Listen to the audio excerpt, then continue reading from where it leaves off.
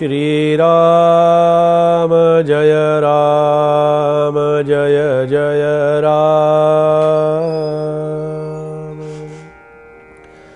श्री राम जय राम जय जय राम। श्री राम जय राम जय जय राम। श्री राम समर्थ श्री राम। परीसापणायसे करीना सुवर्णे लोह पालटेना। उपदेश करी बहुत जना अंकित सद्गुरूचा श्रीराम। श्रीमद ग्रंथराज दासबोधातील सद्गुरु स्तवन या विषयाचं चिंतन आपलं सुरू आहे। चिंतन अशासाठी करायचं की त्या चिंतनातून आपल्याला सद्गुरु कृपेचा मार्ग दिसावा, सद्गुरु कृपेची प्राप्ती व्हावी। सद्गुरु कृपेची प्राप्ती याचाच अर्थ शाश्वत आनंदाची प्राप्ती। सद्गुरु कृपेचं फळ एकदा चाखायला मिळालं की मग अन्य कोणतंही फळ चाखण्याची इच्छा मनामध्ये निर्माण होणारच नाही। अशा प्रकारचं ते सद्गुरु तत्व आहे। सद्गुरु हे आपल्या जीवनाचा फार मोठा एक साठा आहे, खूप मोठा आधार आहे, खूप मोठं शक्ती केंद्र या सद्गुरूच्या रूपाने आपल्या पाठीशी असतं। आपण करत असलेलं प्रत्येक कर्म, आपण करत असलेली प्रत्येक जी कर्माची बाजू असते ना, ही कर्माची बाजू आणि त्याचं अधिष्ठान असतं सद्गुरू। कारण कर्म करण्याची प्रवृत्ती आपल्याला जेव्हा मनामध्ये निर्माण होते तेव्हा चांगलं कर्म करावं असं आपल्याला आतून संकेत देणारं शक्ती केंद्र या सद्गुरूंच्या रूपाने आपल्यामध्ये बसलेलं असतं। आपण नेहमी पहा, कोणतंही काम करताना आपल्याला दोन संकेत मिळत असतात। आपण त्या संकेताकडे लक्ष ठेवत नाही म्हणून आपल्या लक्षात येत नाही। ईश्वर जसा अनेक प्रकाराने संकेत देत असतो, अनेक प्रकाराने आपल्याला मार्ग दाखवण्याचा प्रयत्न करत असतो। आपल्याला येणाऱ्या अडचणी अडथळे एवढाच फक्त आपल्याला स्मरणामध्ये विषय राहतो, आपल्या आठवणीमध्ये। पण काही चांगल्या घटना नाहीत का घडत आपल्या जीवनामध्ये? कितीतरी घटना घडत असतात। दिवसातून असा कितीतरी वेळेला चांगला संकल्पही मनामध्ये येत असतो, पण चांगल्या संकल्पाकडे मी कुठे लक्ष देतोय? हा चांगला संकल्प निर्माण होतो ही फक्त त्या सद्गुरूंच्या अस्तित्वाचं लक्षण असतं पहा। आणि म्हणून समर्थ म्हणाले की परीस आपणा ऐसे करीना। आता परीसाची उपमा त्याला दिलेली आहे। परीस काय करतो की परीस लोखंडाचं सोनं करतो। परीसाचा स्पर्श झाल्याबरोबर त्या लोखंडाचं सोनं होतं, आणि पण लोखंडाला आपलं परीस पण देता येत नाही। किती गंमत असते पहा। उलट सद्गुरूंना शरण गेलेला शिष्य अनेकांना उपदेश करून तारू शकतो।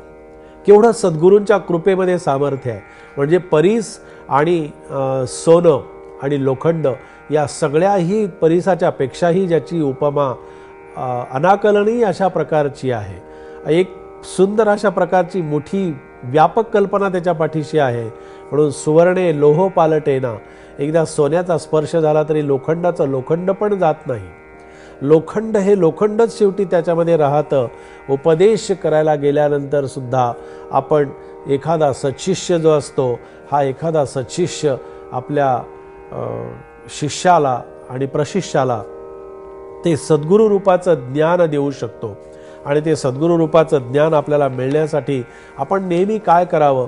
आपण नेहमी लक्षात ठेवावं, आपल्या दैनंदिन जीवनामध्ये, आपल्या दैनंदिन व्यवहारामध्ये एकदा परमेश्वराच्या रूपाची, परमेश्वराच्या पूजनाची, परमेश्वराच्या दर्शनाची, ईशकृपेची आवड मनामध्ये अंतकणामध्ये निर्माण झाली की आवडीनं आपण ते सगळं परमेश्वराची पूजा अर्चा करावी, परमेश्वराच्या स्मरणामध्ये राहावं।